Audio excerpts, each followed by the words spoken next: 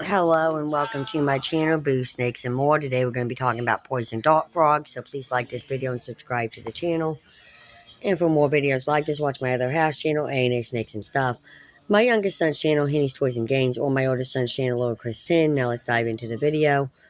Poison dart frog, also known as dart poison frog, or formerly known as poison arrow frog, is the common name of a group of frogs in the family Dentabididae,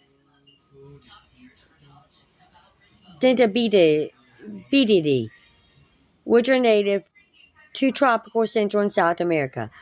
These species are diurnal and often have brightly colored bodies. This bright coloration is calculated with the toxicity of the species, making them asymptomatic. Some species of the family Tetrabides exhibit extremely bright coloration along with high toxicity, a feature derived from their diet of ants, mites, and termites.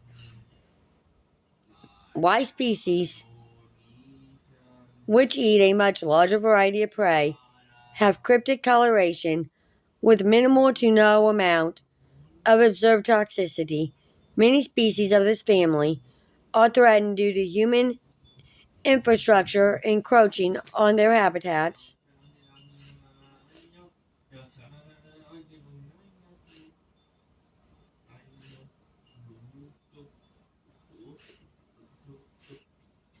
These amphibians are often called dart frogs due to the Aboriginal South Americans' use of their toxic secretions to poison the tips of blow darts. However, out of over 170 species, only 4 have been documented as being used for this purpose. Carrera plants are more commonly used for Aboriginal South American darts, all of which come from the genus Phystophilus, which is characterized by the relatively large size and high level of toxicity of its members. Characteristics: many species of poison dart frogs are small, sometimes less than 1.5 centimeters, 0.59 inches in adult length, although a few grow up to 6 centimeters, 2.4 inches in length. They weigh 1 ounce on average. Most poison dart frogs are brightly colored, displaying asymmetric patterns to warn potential predators. Their bright coloration is associated with their toxicity and levels of alkaloids. For example, frogs of the genus Dentabides have high levels of alkaloids, whereas Crotalus species are cryptically colored and are not toxic. Poison dart frogs are an example of an asymmetric organism. Their bright coloration advertises unpleasantly to potential predators. Asymmetism is currently thought to have originated at least 4 times within the poison dart frog family, according to pathogenic trees, and dentated frogs have since undergone dramatic divergences, both interpacific and interpacific, in their assumption coloration. This is surprising given the frequency dependent nature of this type of defense mechanism.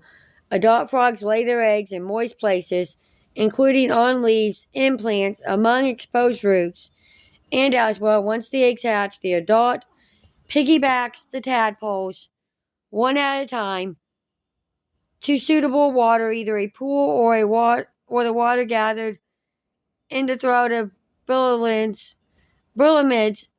or other plants. The tadpoles remain there until they metamorphose. In some species, fed by unfertilized eggs laid at regular intervals by the mother habitat, poison dart frogs are endemic to humid tropical environments of Central and South America. These frogs are generally found in tropical rainforests, including in Bolivia, Costa Rica, Brazil, Colombia, Ecuador, Venezuela, Suriname, French, Ghana, Peru, Panama, Gonzales, Nigeria, and Hawaii introduced. Natural habitats include moist, lowland forests, subtropical and tropical, high altitude shrubland, subtropical and tropical, moist mountains and rivers, subtropical and tropical, freshwater marshes, intermediate freshwater marshes, lakes, and swamps. Other species can be found in seasonal wet or flooded lowland grassland, adorable land, pasture land, royal gardens, plantations, moist savanna, and heavily degraded former forest, primatine forest, and rocky areas have also been known to hold frogs. Detritus tend to live on or close to the ground, but also in trees as much as 10 centimeters, 33 feet from the ground. Taxonomy. Dot frogs are the focus of major pathogenic studies and undergo taxonomic changes frequently. The family Detrimides currently contains 16 genera with about 200 species.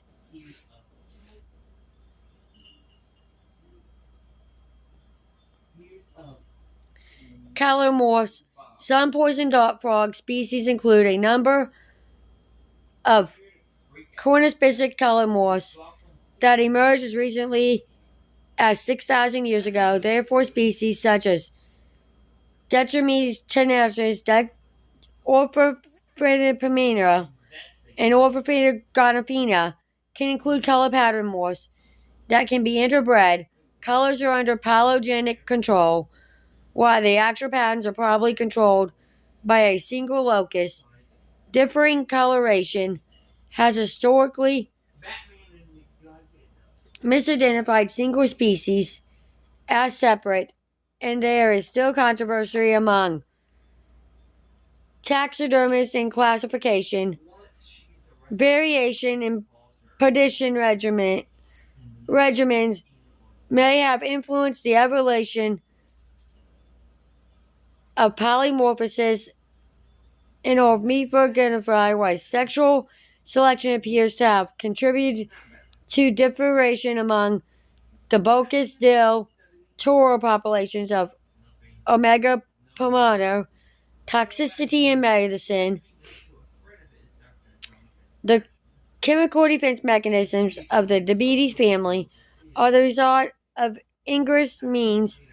Essentially, this means that their ability to defend has come through the consumption of a particular diet, in this case toxic arthropods, from which they absorb and reuse the consumed toxins.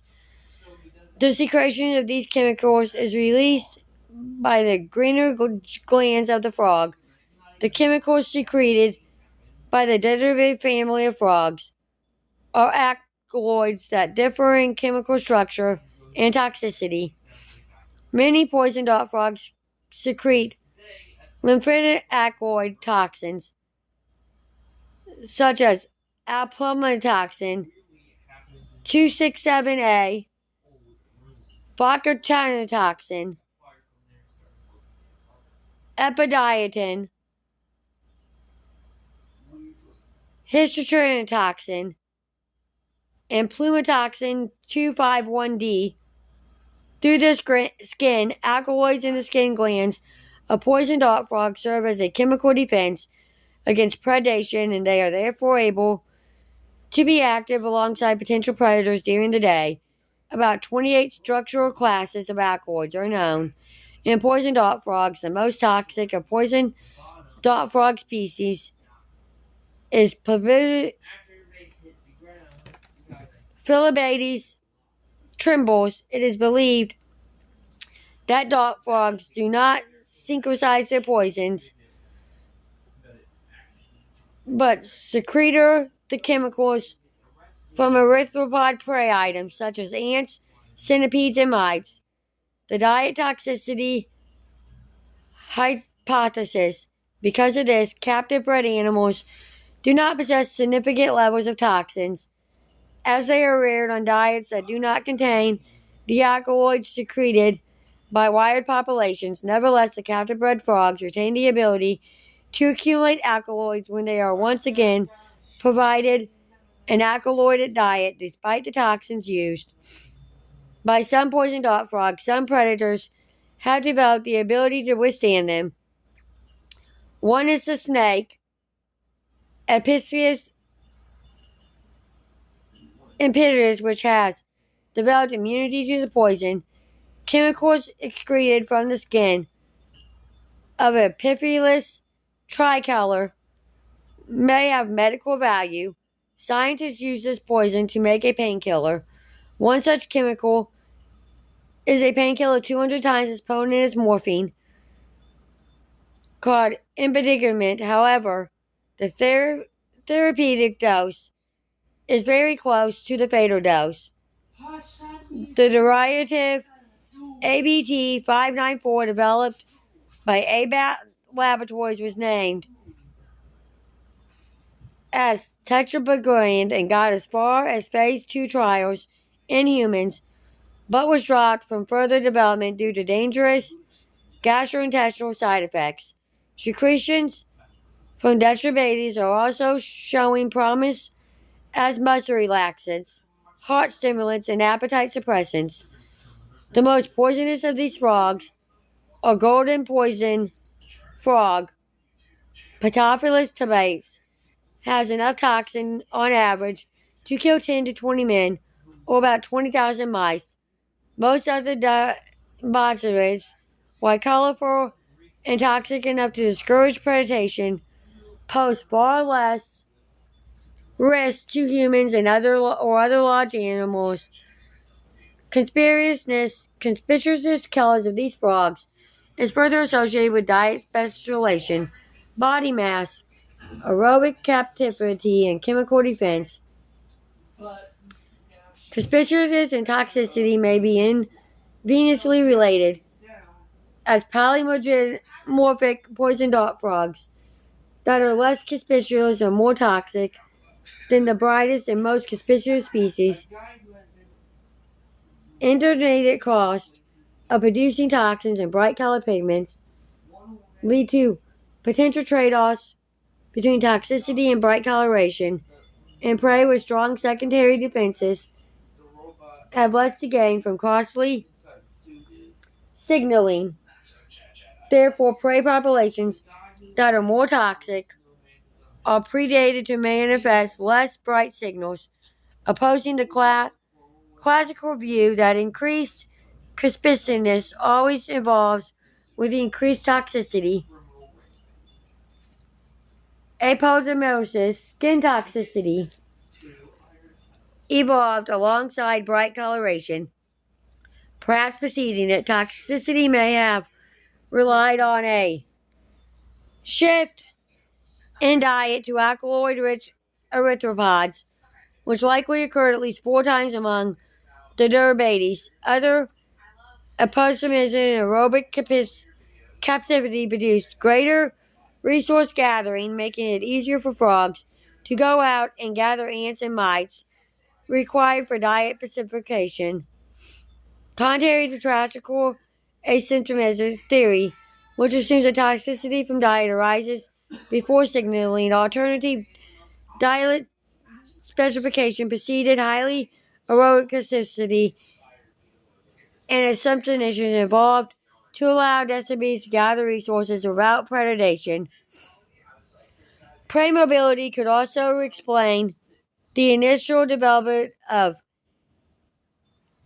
asymptomatic signaling.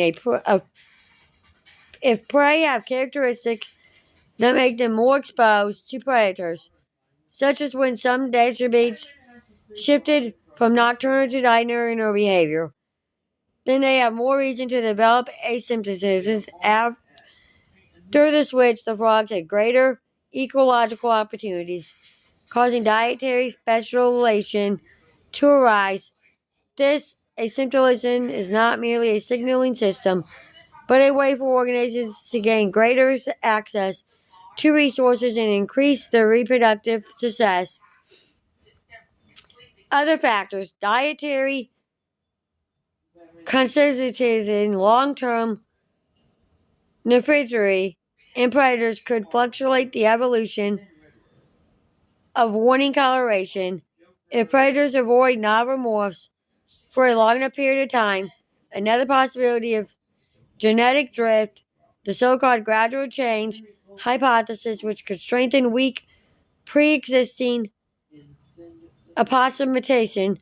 Sexual selection may have played a role in the diversification of skin color and pattern of poison dart frogs. With female preferences in play, male coloration could evolve rapidly. Sexual selection is influenced by many things. The potential investment may shed some light on the evolution of coloration in relation to female choice. In Ophiuchus pomelo, the female provides care for the offspring for several weeks, whereas the male provides care for a few days, impairing a strong female preference. Sexual selection increases phenotypical variation drastically in populations of zero pomelo that participated in sexual selection. The phototypical pomelism was evidence. The lack of sexual dimorphism in some different populations, however, suggests that sexual selection is not a valid explanation. Functional trade-offs are seen in poison dart frog defense mechanisms relating to toxin resistance. Poison dart frogs containing ephedrine have undergone an amino mutation on receptors of the body, allowing the frog to be resistant to its own poison. Ephedrine-producing frogs have evolved poison resistance of body receptors independently 3 times. The largest site and selectively to the potent toxin epidin on narcotic optic receptors provides a toxin resistance while reducing the ability of alkylated binding. Diet. The diet of the is what gives them the alkaloids toxins that are found in their skin. The diet that is responsible for these characteristics consists primarily of small and leaf litter arthropods found in its general habitat, typically ants. Their diet, however, is typically separated into 2 distinct categories. The first is the primary portion of the mother's diets, which include prey that are slow-moving, large in number, and small in size. This typically consists of ants, while also including mites, small beetles, and minor litter-dwelling taxa. The second category of prey are much rarer finds and are much larger in body size, and they tend to have high passivity and mobility. These typically consist of the arthropods, water-beating larvae, and spiders. The natural diet of an individual Dominia depends on its species and prey, abundance, and its location, amongst other factors. Behavior, aggressive behavior, and territory. The Dominias are a family of species very well known for their territory and aggressive behavior, not only as tadpoles, but as adults too. These aggressive behaviors are not only limited to males, as many female Dominias also are known to defend their own native territory very aggressively. Dendrobetes are especially aggressive in defending regions that serve as male calling sites. Males wrestle with intruders of their territory in order to defend their calling sites, as well as their vegetation, while vocalization and various behavior displays serve as a way of exhibiting one's strength or fitness. Territory disputes and fights often escalate to physical combat and aggression. Physical violence and aggression are particularly common at times of calling. If an intruder is detected making calls in the territory of a Dabiti frog, the resident frog attempts to eliminate the competition to claim the territory and the females in it for himself.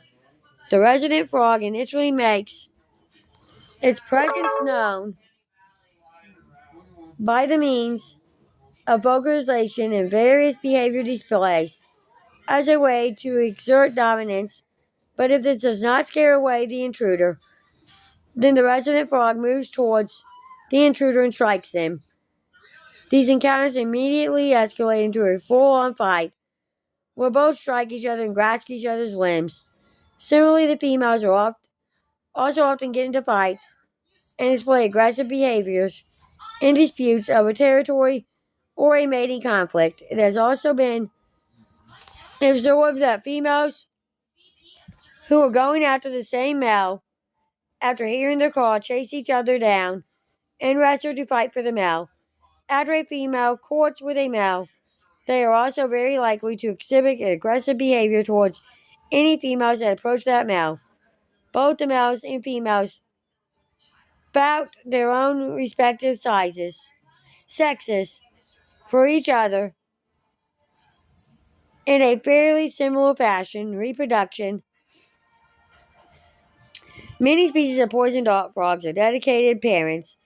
Many poison dart frogs in the genre Orthia and Marina carry their newly hatched tadpoles into the canopy. The tadpoles stick to the mucus on the backs of the parents.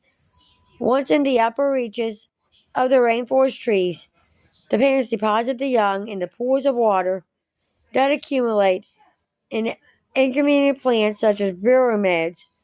The tadpoles feed on invertebrates in their nursery, and their mother will even supplement their diet by depositing eggs into the water. Other poison dart frogs lay their eggs on the forest floor hidden beneath the leaf litter. Poison frogs fertilize their eggs externally.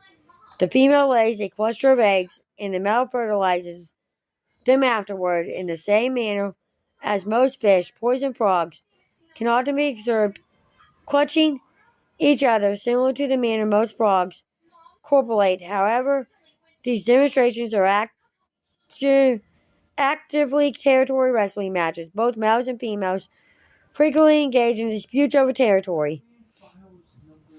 A male will fight for the most prominent roost from which to broadcast his mating call. Females fight over desirable nests and even invade the nests of other females to devour competitors' eggs. The oppositional sex ratio in the poison dart frog family is mostly female based.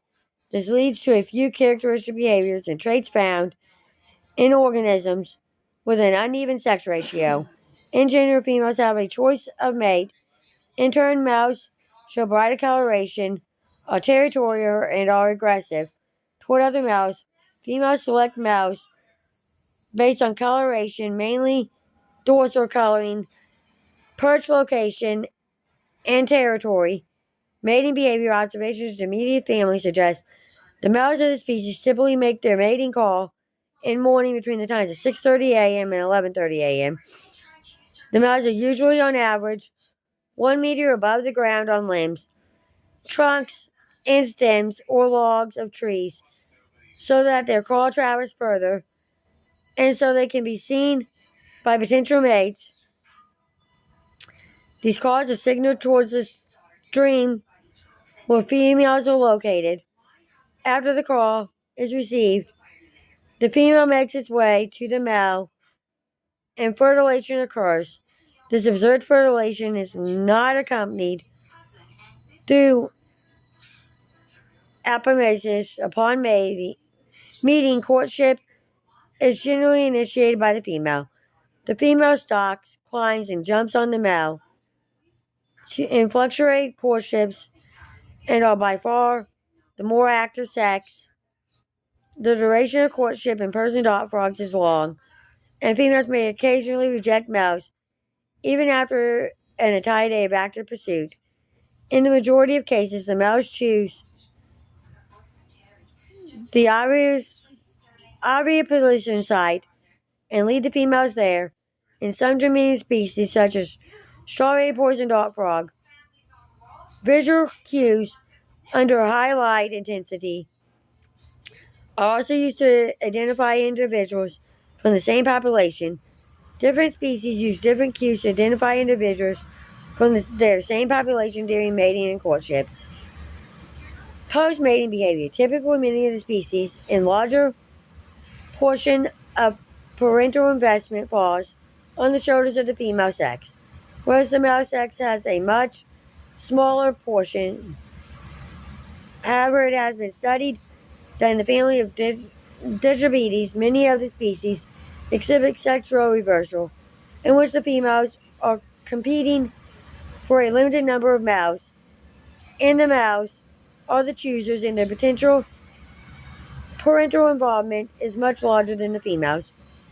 This theory also says that the female will typically produce eggs at an extremely fast rate, that the males cannot possibly take full care of them, which then leads to some of the males becoming unreceptive. Dendrobates also exhibit the parentality hypothesis. This is where the females mating with the males try to ensure that their male mates with as few individuals as possible, so that their number of offspring is limited, and thus each individual offspring receives a large portion of care, attention, and resources. However, this creates an interesting dynamic of balance, as there is a limited number of males available, and with many females competing for a limited number of males for courtship.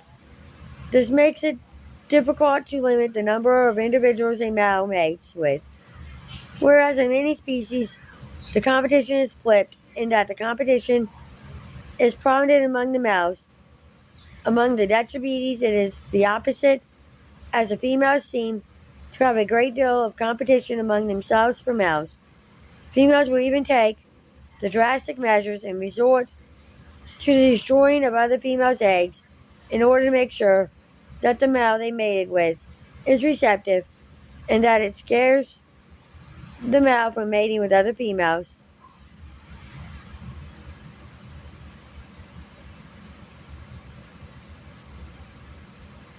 Behavior as tadpoles. The poison dart frog is known for its aggressive and predatory behavior as tadpoles. The individuals of the genres Dendrobates exhibit some unique cannibalistic tendencies, along with many other forms of predatory behavior. Dendrobates tadpoles that either consume 3 or more co-species of tadpoles and or relatively large larvae of the mosquito. Dendrobates common in their environment led them to having a much higher growth rate and typically lived much longer lives. Reasons for this behavior could be that predation and aggression was selected for and favored for a few reasons. One reason is to eliminate predators, and the second reason is that it serves as a source of food, and habits that were low in resources of predation could have evolved over time and led to cannibalism as another form of predatory behavior that had benefited individuals' survivor fitness. However, one observation has been noted in the general characteristic of Dendrobates tadpoles, including D. auroras, D. guanus, D. lizards, D. coleoctyle, D. pomo, D. spongiornis, and many other desert species, is that they have reduced mouth parts as young tadpoles, which limits their consumption typically to unfertilized eggs only. This can be assumed that the cannibalistic tendencies of Dendrobates is limited to their lifetime as a tadpole and does not cross over into their adult lifespans.